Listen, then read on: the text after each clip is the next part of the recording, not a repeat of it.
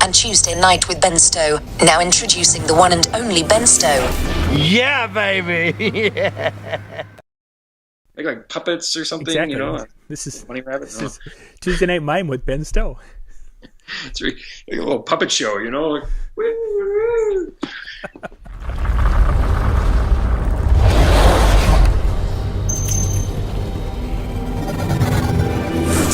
Good evening, ladies and gentlemen. It is Tuesday night, and it is Tuesday Night with Ben Stowe. And ladies and gentlemen, I have for you the one, the only, the world traveler, Ben Stowe. Good evening, Ben. Hey, John. Man, Do you think week after week people get tired of hearing that introduction? I mean, something along, you know, the one, the only, the same guy as last week. but only better, because he's a week older, and that means he knows 10 things more than he did last week. I got to add that to next introduction. Yeah, what 10 things did you learn this week? That could get us in trouble. Right? But our ratings might go up. Well, I learned, and we're getting way ahead of ourselves here, but I learned that there is a White Lantern Batman. I didn't know that, but there's lots of different colors of lanterns, you know, the Green Lantern, and apparently Batman got the White Lantern ring, and I learned this at the Comic-Con here in Denver. Wow. So. And you, here in Denver, meaning that you are in Denver right now while we're shooting. I am in Denver, yes. And shout out to Carlos, who said, is Ben ever going to get rid of that ugly background that I have normally to shoot? Well, as you can see, Carlos, it ain't here in Denver with me. I didn't put it in my suitcase. So he left it up in northern Minnesota, and they're enjoying it up there. We'll start like a Kickstarter or something to fund a new set or something. Carlos, you can make the first donation. Yeah, exactly. We take nickels and dimes. It'll be great. So, Ben, tonight I want to jump into our topic. We want to talk a little bit about some of the aspects of a soundboard. I've had some people kind of ask some questions about it. Now we're going to look at three components of a soundboard. They're terms that a lot of us have heard, not so much in the DJ world, but they're terms I think that DJs should understand and grasp, because that will help them, I think, when they're putting together, maybe doing PA for their church or maybe doing PA for a small band or something. So, are you ready? Well, yeah, I'm hearing from a lot of DJs that they're doing, I don't think this is a new thing either, but that DJs are doing some live sound work. Mm-hmm. So I think, yeah, all right, well, let's do it. Yeah, let's do it. Let's jump in now. Of course, there's the big soundboards have all their different functionality, and one thing that has been thrown out, especially at the live sound guys, is a term called gate. Give me a layman's version of what is gate, and where does it fit into the flow of the audio going from my microphone to the board? All right. Before I start, let me put this to you so you can remind me that not only is a gate often used in live sound, but for our DJs out there that are producers and are producing tracks, there's a really cool feature that you can use a gate with for producing tracks. And so just don't let me forget to come back. In the simplest of terms, let's think about a gate kind of like a gate on a fence. And let's make this gate spring-loaded. Mm-hmm. And thus, if we push on the gate, but we don't push hard enough, it's not going to open. Okay.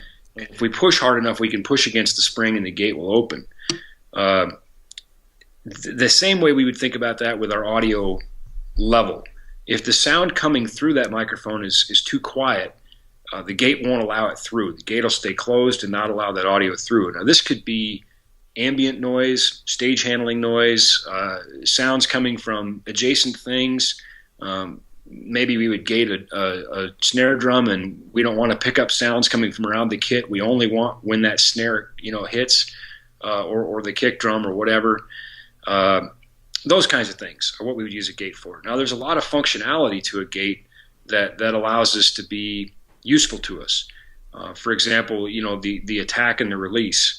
How quickly does the gate fully open, and how quickly does the gate fully close or fully attenuate?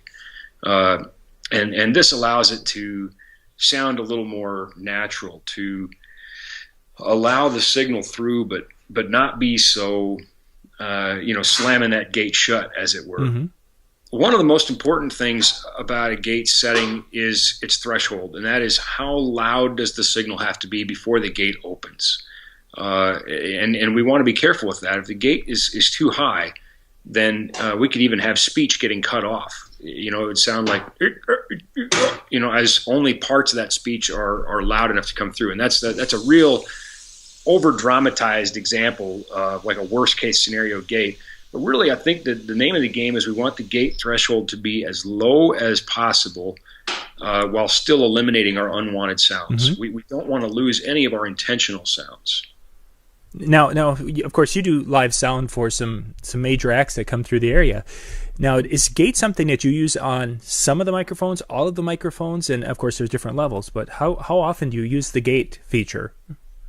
Well, I can't think of a show that I've done where we didn't use the gate on at least some channels, many channels. Mm-hmm. There's, my favorite answer, it depends. Right. But I can't think of a show where I've not used a gate. I've had some artists say, "Don't put gates on my drums." If the artist wishes, Right. And it also depends on the type of sound you're trying to produce.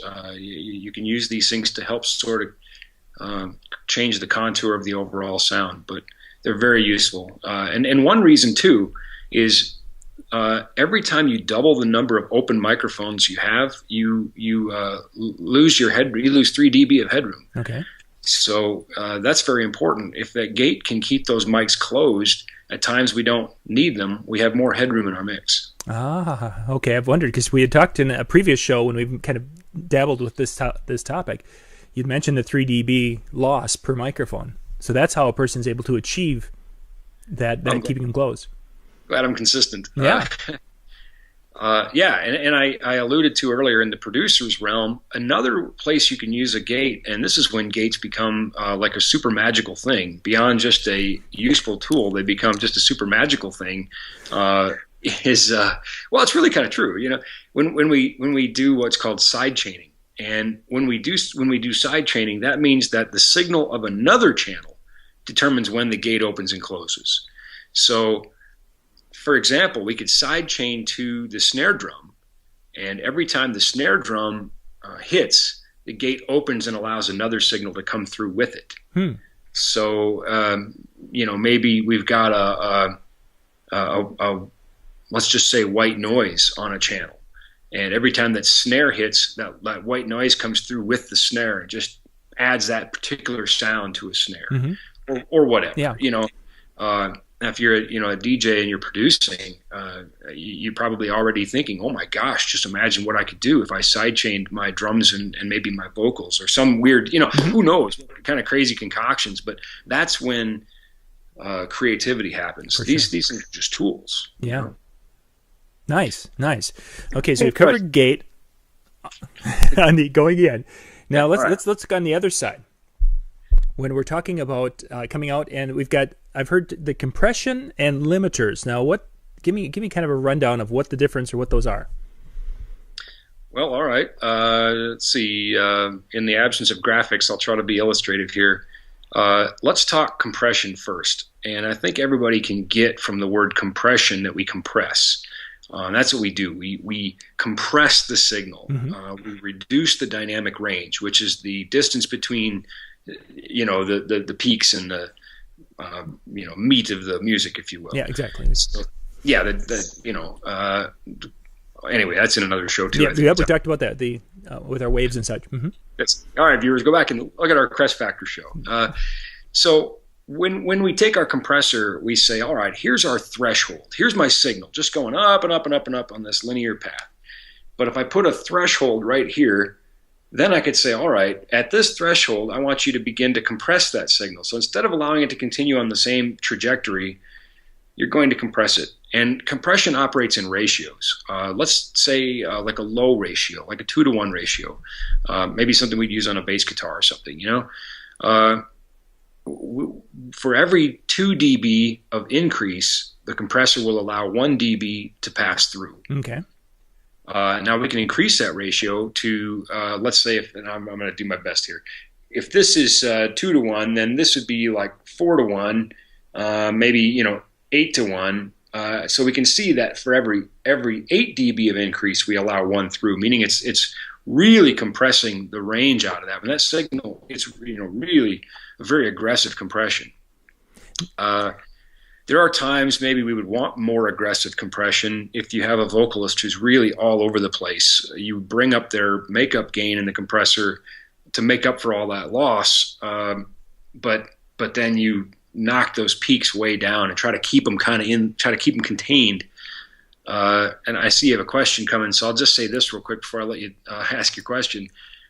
Compression, again, we are eliminating dynamic range, so compression can cause a loss in quality, I think.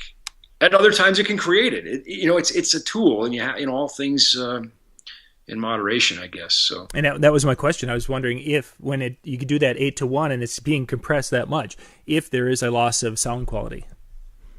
Yeah, because there's certainly a loss of dynamic range there. That's by definition what we're doing is we're eliminating the dynamic range. Mm-hmm. We're starting to kind of squish everything together,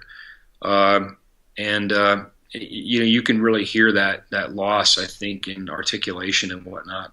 And there's all kinds of different things when we get into compressors, hard knee, soft knee, attack, and those sorts of things. We can create problems with compressors too, pumping and that sort of thing. And we're getting into kind of like a 201, 301 kind of thing now. So we'll kind of go back to the basics and say that the more we compress, the more aggressive the reduction of the signal. And a limiter, in essence, is a compressor with infinite compression. So instead of my threshold here again, instead of 2-to-1, 4-to-1, 8-to-1, this is a limiter.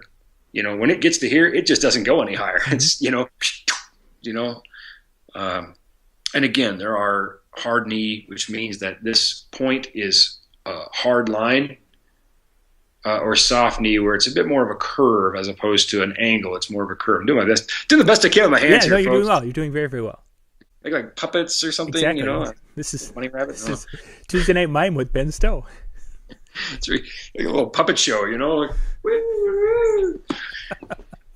That's what everybody's hoping for. Quick! You just don't know what I'm going to do next, do you? So now with the compressing and limiting, where is there a spot when you're doing the live sound that's used consistently? You mentioned the bass guitar that it could be used there, but is there some places it's used like almost all the time, and some places it's not used at all? Well, here again, I think it depends. Probably everybody who's done live sound is shouting answers at the screen right now. Yes, no, always, never.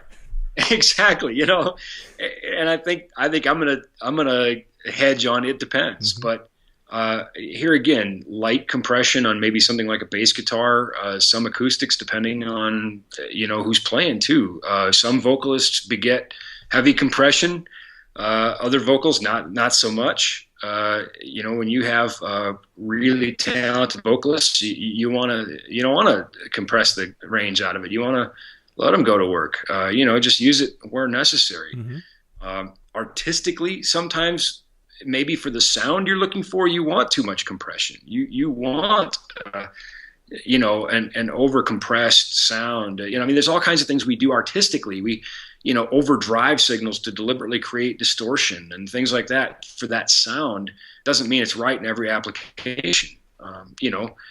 Tube emulation. There's all kinds of. So I don't think there is a hard and fast rule. And again, there's probably people watching who disagree with that. Mm-hmm. But I think in the realm of artistic expression, there isn't much hard and fast. There are kind of accepted practices. Sure.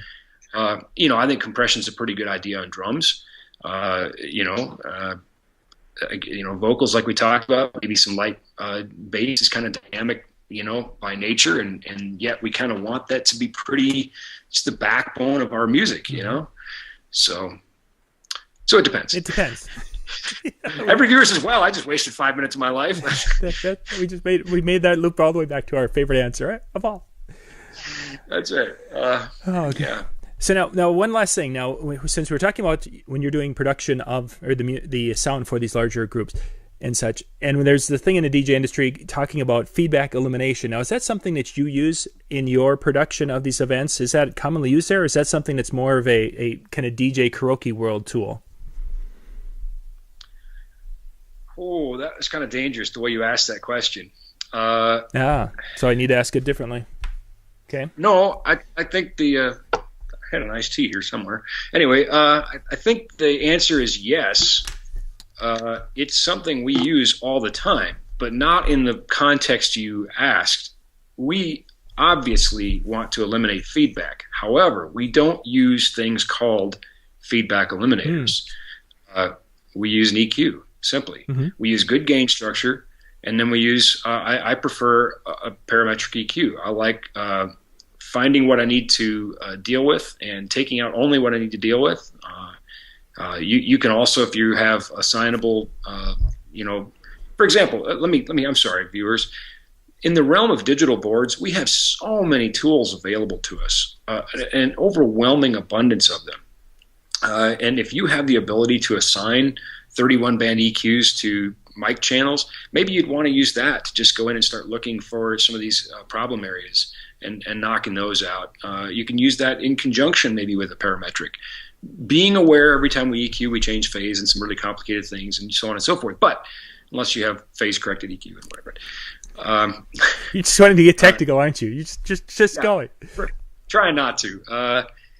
But anyway, long and short of it, a feedback eliminator in a box is essentially just a parametric EQ or an EQ, if not parametric, that has detected at some point where those problem frequencies are most likely to occur and has already notched them out. And we have two kinds of filters in a feedback eliminator. We have fixed filters, and then we have dynamic filters.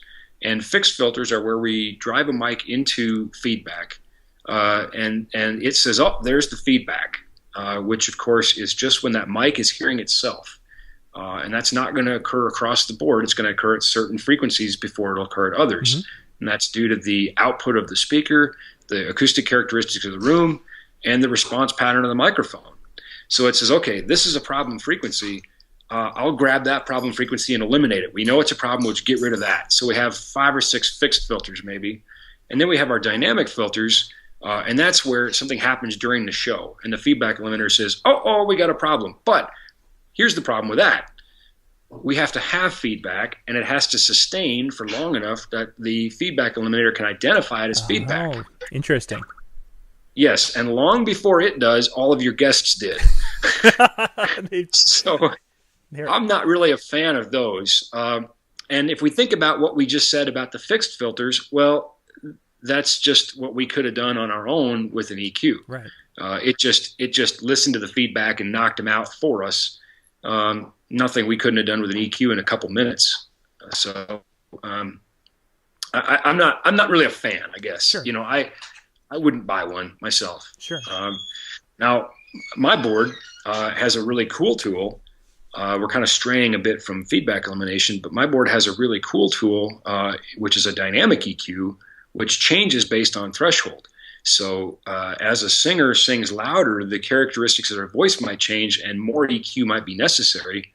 So this and it's a feature that my board is a Digico, but a lot of high-end boards have.